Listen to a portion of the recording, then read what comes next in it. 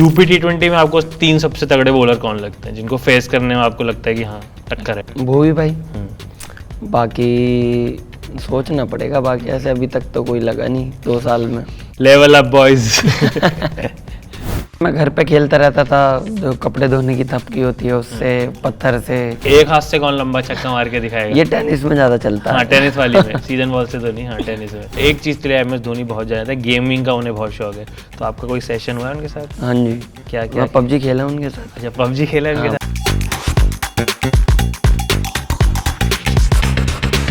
Welcome to another episode guys. आज के जो हमारे गेस्ट हैं उन्होंने लिटरली इसी यूपी T20 लीग से धूम मचाई, सारी अटेंशन उनको मिली और वहां से वो पहुंच गए सीधा IPL खेलने।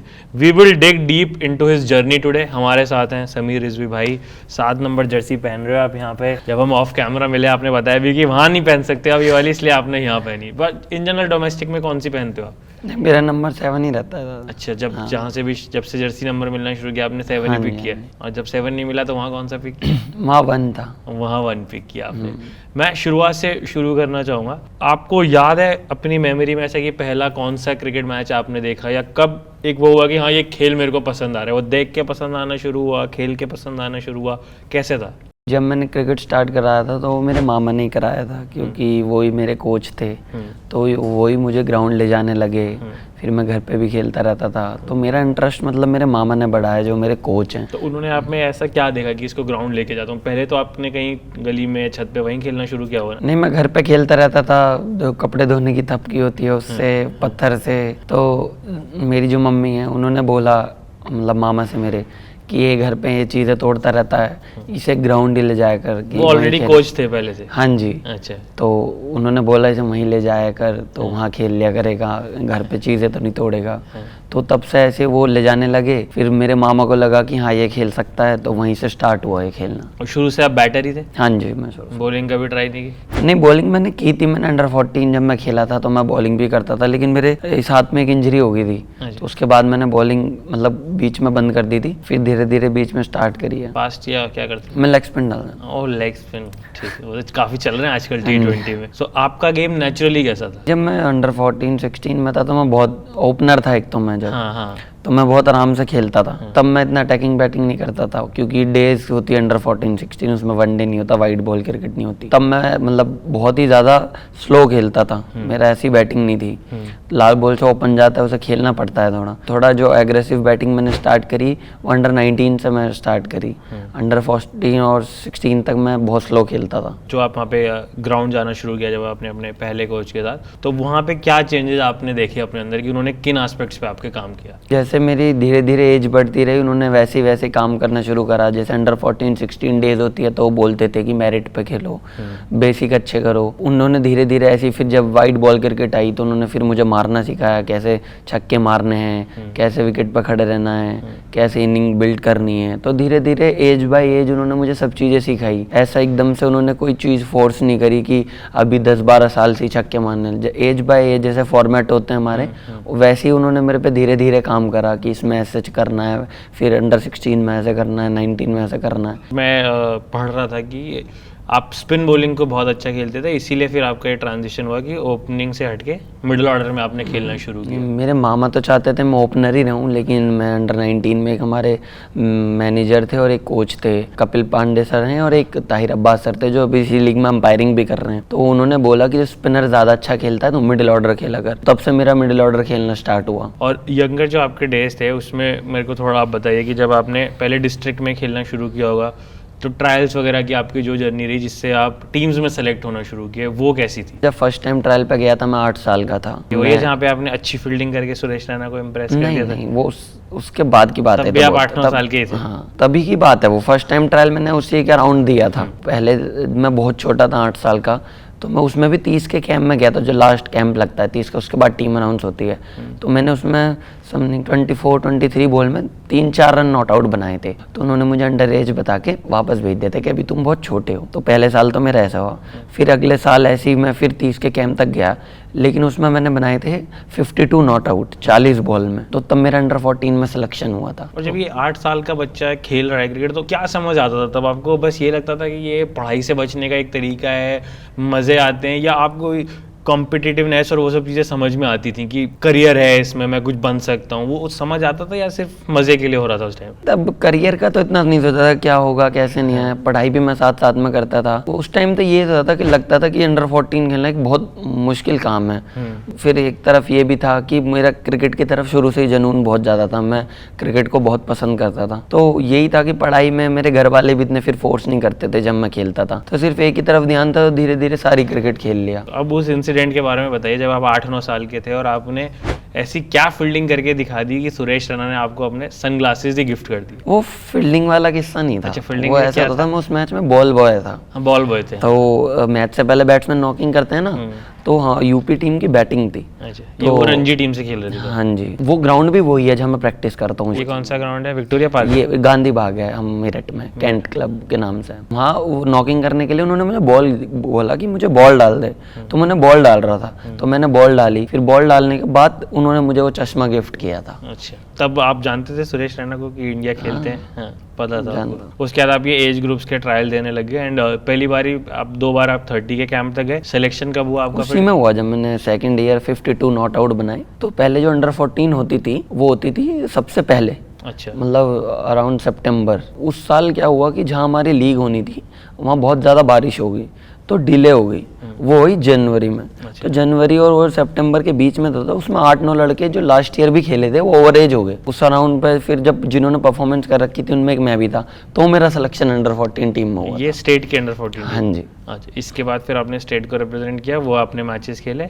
नहीं, इंजरी हो गई थी वो पहले मैच। अच्छा, रहा मैं पूरा सीजन, लेकिन मैं इंजर्ड हो गया। पहले सीजन आप नहीं खेले? नहीं। तो ऐसे में आपको समझ में आता है कि यार अब मेरा टाइम वेस्ट हो रहा है, या फिर तब ये था कि हाँ अभी तो एज है अपने पास, कर ले? इस टाइम इतना सोचना ही नहीं पड़ा था ना, दिमाग में आता था कि एज है या टाइम वेस्ट हो रहा है। बहुत छोटा था, 9-9.5 साल का था जब मैं 14 खेला। तो सबसे छोटे को कैसे ट्रीट करती थी टीम? बुली करती थी या फिर एक्स्ट्रा लाड प्यार मिलता था? नहीं, मैं वैसे ही शुरू से लास्ट तक अभी ऐसे ही मैं अपने रूम में ही पढ़ रहता हूँ, तो इतना किसी से मिलता नहीं है या बात नहीं करता इतना। लेकिन जो हमारा स्टाफ था वो ऐसे ट्रीट करता था जैसे छोटा सा एक बच्चा है, जैसे घर में रखते हैं ध्यान मम्मी पापा, ऐसे ही वो मेरा ध्यान रखते थे। क्योंकि मेरे चोट भी लग चुकी थी पहले मैच से पहले ही, तो वो ऐसे ही ध्यान रखते थे, किसी ने बोली है सब ये नहीं करा। फिर खेलने का चांस कब मिला नेक्स्ट सीजन? नेक्स्ट ईयर, वो भी मेरठ में ही था मेरे वहीं पे। अच्छा। अंडर 14 ही।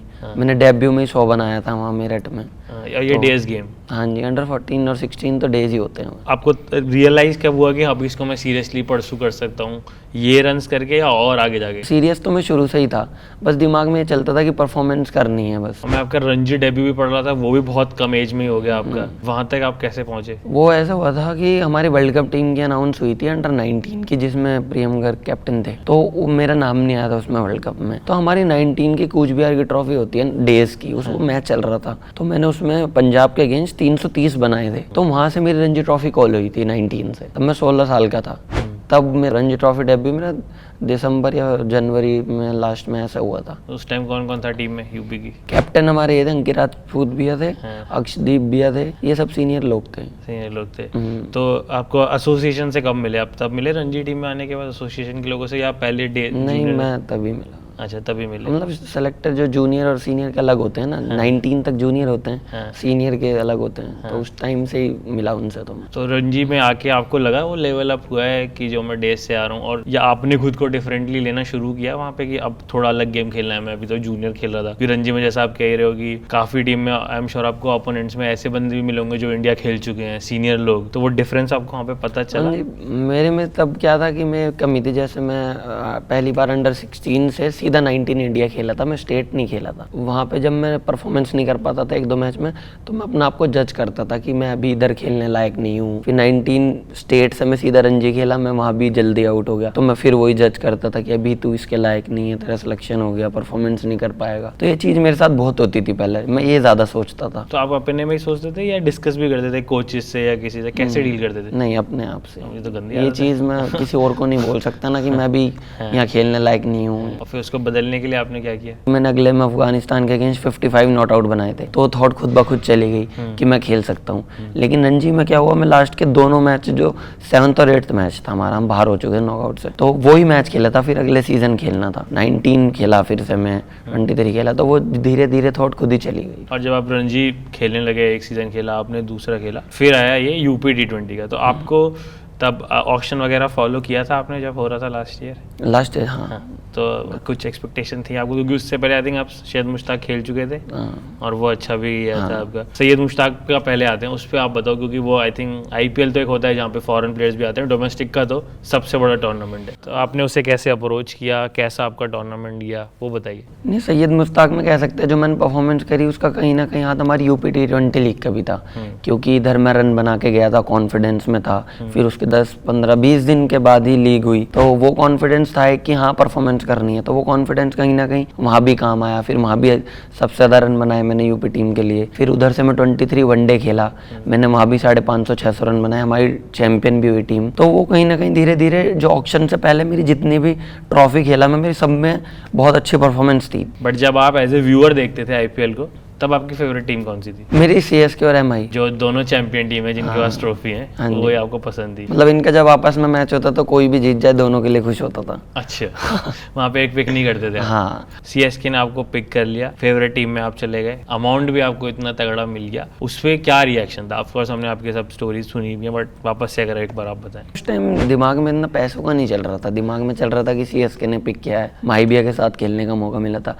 तो वो चीज़ ज़्यादा दिमाग में चल रही थी। और ऑक्शन के बीच में 2-3 महीने का गैप था, तो वो चीज़ मतलब ली नहीं जा रही थी कि जल्दी आए IPL में IPL के साथ खेलने का मौका, तो उधर ज़्यादा दिमाग चल रहा था ना कि पैसों की तरफ, क्योंकि सीज़न भी चल रहा था, उसके बाद रणजी ट्रॉफी भी थी, फिर मैं 23 डेज भी खेला। और वहाँ तक जाने में आप इस यूपी T20 लीग का कितना रोल आप मानते हो? क्योंकि बहुत कॉम्पिटिटिव लीग है, यहाँ भी आप अच्छे बॉलर्स को भी फेस करते हो, दूसरी टीम में बैटर्स भी अच्छे हैं, तो कितना आप इसका रोल मानते हो कि इसने आपको प्रिपेयर किया आईपीएल जैसे हाई प्रेशर टूर्नामेंट के लिए? इसमें सबसे बड़ा हाथ लीग का ही है जो मैं वहाँ तक पहुँचा, क्योंकि वही चीज़ जो आईपीएल में मिलनी थी वो हमको पहले ही मिली।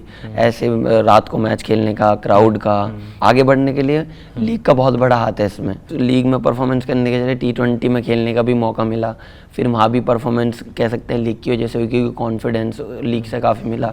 और लीग की बात करें तो इस बार आप कैप्टन भी बनने हैं, तो कैप्टन बनने से कुछ चेंज आया आपके एटीट्यूड में? बैटिंग में काफ़ी चेंज आया, क्योंकि कैप्टन होने के बाद ये होता है कि भाई कैप्टन को खड़ा रहना है, मैच जिताना है, उस पर सबसे ज़्यादा प्रेशर रहता है। लेकिन वो चीज़ से मैच्योरिटी लेवल भी बढ़ता है अपना, अगर आप खेलते हो तो कैप्टनसी मुझे काफ़ी पसंद है, क्योंकि मैं जूनियर क्रिकेट से यूपी के लिए भी कैप्टनसी कर रहा हूँ, तो मुझे उस चीज़ का आइडिया तो है। लेकिन कैप्टनसी में मेरा गेम और इम्प्रूव होता है, क्योंकि क्या नाम है, अपने पे लेके खेलना, जिम्मेदारी लेनी, तो वो चीज़ काफ़ी हेल्प करती है मेरी बैटिंग में भी। तो अब आते हैं आपके आईपीएल वाली चीज़ पे, कि यहाँ परफॉर्म करके आपको ऑक्शन में चांस मिला, अच्छा प्राइज मिला, पसंद की टीम मिल गई। स्टोरी आपकी कि आप बोल के गए थे कि मैं जाके छक्का मारूंगा, और जब आपको डेब्यू करने का चांस मिला आपने वो छक्का मार भी दिया।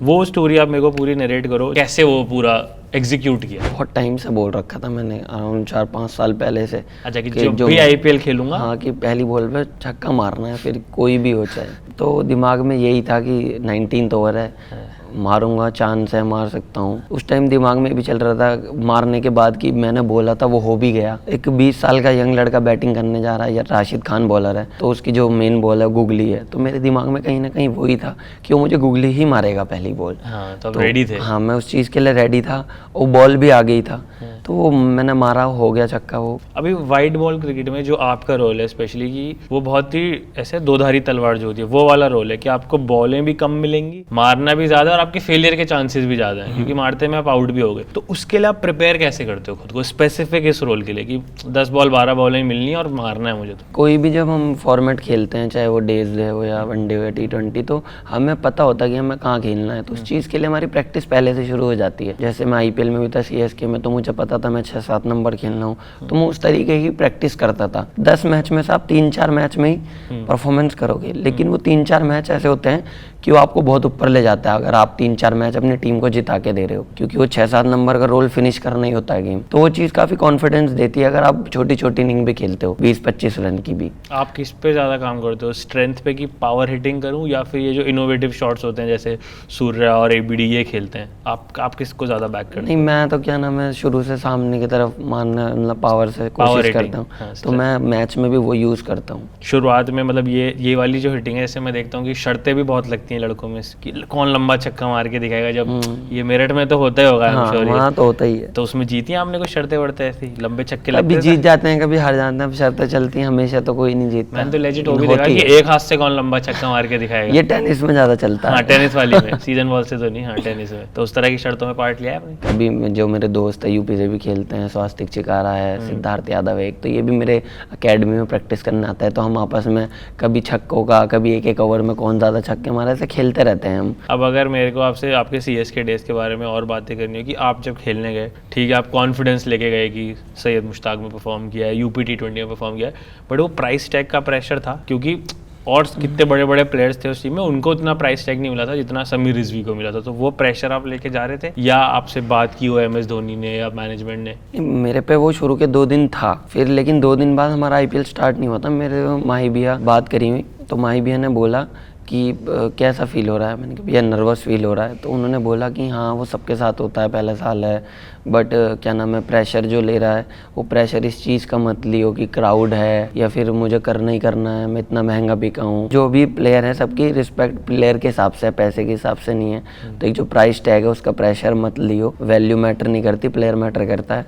तो वो चीज़ कहीं ना कहीं IPL स्टार्ट होने से पहले जो भैया ने मुझे ये चीज़ समझाई थी, तो जो मेरा प्राइस टैग था वो मेरे दिमाग में पूरा IPL में कहीं नहीं आया। और क्या क्या सीखा आपने नेट्स में MS धोनी से? क्योंकि एक मैंने आपका देखा भी है, आपने फोटो साथ में डाला हुआ है नेट्स करते हुए का, दोनों का। भैया भी वहीं पे प्रैक्टिस करते थे, तो मैं उनसे माइंडसेट के बारे में पूछता था कि भैया जैसे आप भी ऐसे सिचुएशन में बैटिंग करते हो तो आपका क्या माइंडसेट रहता है, आप क्या सोचते हो। तो बस उन्होंने यही बोला था कि जैसे हम एक लेवल ऊपर आते हैं तो यहाँ पे आप इतना प्री प्लान नहीं खेल सकते। जैसे डोमेस्टिक क्रिकेट में आपको 5 बॉलर में 3 अच्छे मिलेंगे, यहाँ लेकिन 5 के 5 अच्छे मिलेंगे।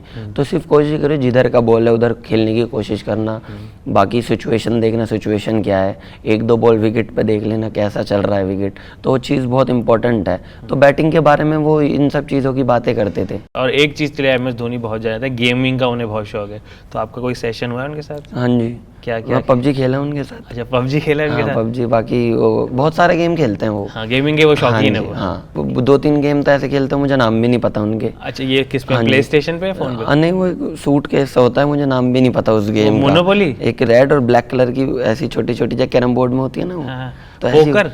पता नहीं क्या, मतलब हाँ, सूट केस वाली गेम तो मैं अज्यूम कर रहा हूँ वही कोई है। वो अपने साथ लेके चलते हैं उसको। अच्छा। हाँ जी। और फिर उनको उसके लिए प्लेयर्स चाहिए होते हैं क्या वो भी साथ? नहीं, हमारे जो फिजियो हैं टॉमी, वो उनके साथ खेलते हैं। अच्छा। हाँ जी। ये क्या मिस्टीरियस गेम है भाई, ब्रीफ के साथ थोड़ा समझा। उसमें गीटियां टाइप की होती है? हाँ, एक काली और लाल, 2 बॉक्स रहते हैं बीच में से। सूटकेस का होता है ना जैसे कपड़ों का भी 2 ऐसे, तो दोनों तरफ रहता है वो, डाइस होते हैं 2। नोट्स भी होते हैं इसमें? नहीं नहीं, करेंसी नहीं होती? नहीं। ये भाई हम कमेंट्स में जानना चाहेंगे अगर कोई समझ गया, क्योंकि खेलते होंगे आई एम श्योर बाकी लोग भी। ये कौन सी गेम है जो MS धोनी खेल रहे हैं टॉमी भाई के साथ? हाँ जी, वो ये फिजियो बात है हमारे। फिजियो के साथ कौन सी गेम MS धोनी खेल रहे हैं, ये कमेंट्स में हम क्रैक कर लेंगे। ये तो बहुत इंटरेस्टिंग आपने बताया।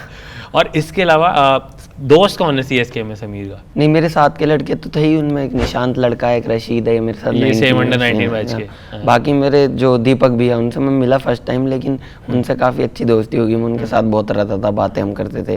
तो सबसे बढ़िया तो क्या नाम है, उनके साथ मैं खाना पीना घूमना सब उनके साथ ज़्यादातर मैं टाइम स्पेंड करता था। और यहाँ पे वापस अगर UP T20 लीग में है, क्योंकि आप कैप्टन हो अब 2 साल से, तो आप पहचान जाते होगे ऐसे कि भाई कौन बढ़िया डाल रहा है। तो अपनी टीम में भी और जिन ओपोनेंट्स के अगेंस्ट आप खेल रहे हो, आपको अब नेक्स्ट कौन लड़के लग रहे हैं जो यहाँ से और नेक्स्ट लेवल जा सकते हैं IPL में, अच्छी जिनको प्राइज मनी मिल सकती है? आप किन प्लेयर्स पे नज़र बनाए हुए हो? जैसे अभी तक टूर्नामेंट हुआ तो क्या नाम है, एक शारिम लड़का है, वो बॉलिंग भी अच्छी कर रहा है, बैटिंग भी अच्छी कर रहा है। एक आदर्श अच्छी बैटिंग कर रहा है। बाकी हमारे में बॉलिंग तो सभी अच्छी कर रहे हैं। शिवा भाई जो है वो नए रोल में ओपनिंग में वो काफ़ी अच्छा कर रहे हैं। तो ऐसे धीरे धीरे जो अलग अलग चीज़ें निकल के आ रही हैं, तो अभी जो और मैचेस भी होंगे उनमें अच्छा करेगा। तो अभी इतना कह नहीं सकते कि ये इन पर निगाही रहेगी, लेकिन अभी हाँ 2-3 लड़के ऐसे आए हैं जो अच्छा परफॉर्मेंस कर रहे हैं। और आप जैसे अब लीग खेल के आ गए, 1 साल IPL खेल के आ गए, तो यहाँ पे आप उसका क्या एक्सपीरियंस शेयर करते हो बीइंग अ कैप्टन अपनी टीम के साथ? वहाँ की क्या लर्निंग्स हैं जो आप यहाँ अप्लाई करते हो? CSK टीम से सीखा मैं वही अप्लाई करता हूँ कि काम रहो। जो मुझे बोलते थे भैया वही काम रहने से क्या नाम है, आपका डिसीजन ज़्यादा अच्छे से ले सकते हो, दिमाग अच्छे से वर्क करता है। तो मैं सब प्लेयरों को यहाँ भी यही बोलता हूँ कि बस थोड़ा सा दिमाग में शांति रखो, जो आपको डिसीजन लेना है अगर शांत रहोगे तो ज़्यादा अच्छे से ले पाओगे। और आपका कैप्टनसी स्टाइल जो है अभी CSK खेलने से पहले का अगर गए तो ज़्यादा क्लोज आप किसके पाते हो? एक तो MS धोनी का स्टाइल है जहाँ वो एकदम काम है, ऋतुराज भी वैसे ही हैं मोस्टली। फिर एक रोहित शर्मा का स्टाइल है जहाँ पे वो बहुत हंसी मजाक करते हैं प्लेयर्स के साथ।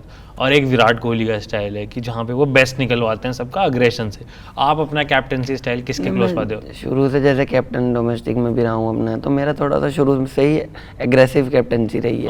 तो मेरा थोड़ा सा एग्रेसिव ही रहता है कि जिस लड़के से मैं जो एक्सपेक्ट कर रहा हूँ अगर वो नहीं कर रहा तो मुझे बताता हूँ कि भाई मेरे तेरे से ये एक्सपेक्टेशन है, तुझे ये चीज़ बताई भी है फिर भी तू अलग कर रहा है। तो मैं थोड़ा सा एग्रेसिव ज़्यादा हूँ। काम रहो, लेकिन अगर रिजल्ट नहीं आ रहे हैं तो डांट भी लगेगी। वो चीज़ शायद मुश्किल है मेरी कैप्टनसी में। तो एज अ प्लेयर तो मैं वो चीज़ ले सकता हूँ, बट एज अ कैप्टन वो काम मेरे लिए बहुत मुश्किल है। जैसे आपकी सोशल मीडिया पे भी फैन फॉलोइंग बढ़ रही है, उसमें आई एम श्योर CSK का काफ़ी बड़ा रोल है कि अब आप CSK प्लेयर हो गए हो। जो फैन बेस है बहुत ही मतलब अच्छी है। कोई अगर गंदा भी करता है तो उसके लिए कुछ गलत नहीं निकालते, बल्कि बड़ी सपोर्टिव है, हमें और सपोर्ट करते हैं।